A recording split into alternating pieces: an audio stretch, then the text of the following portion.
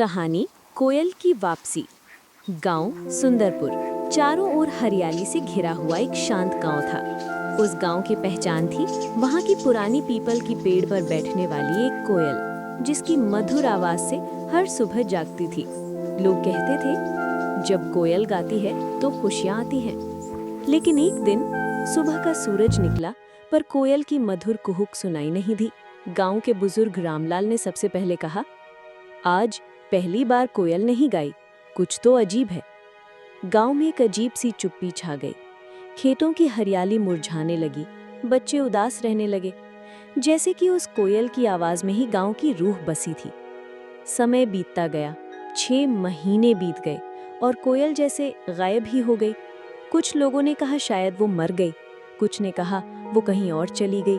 लेकिन रात्रि में अक्सर उस पीपल के पेड़ के पास से अजीब सी फुसफुसाहटें सुनाई देती थीं। कोई था पर दिखता नहीं था। फिर एक रात पूरे गांव में तेज आंधी आई, बिजली कड़की और पीपल का पेड़ अचानक चमक उठा। गांव के बच्चे डर से रोने लगे।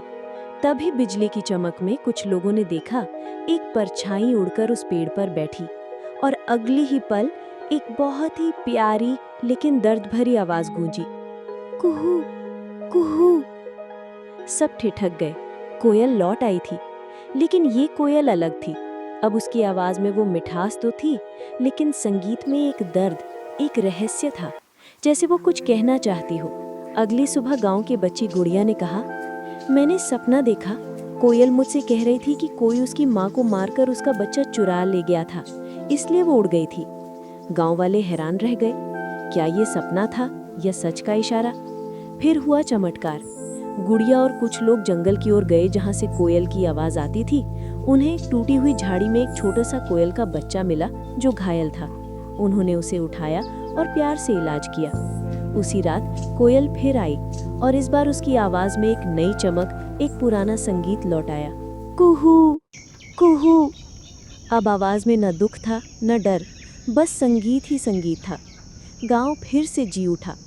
गांव वालों ने उस पीपल के नीचे एक कोयल मंदिर बनाया, जहां हर साल वसंत के पहले दिन कोयल की पहली कुहुक सुनकर उत्सव मनाया जाता है।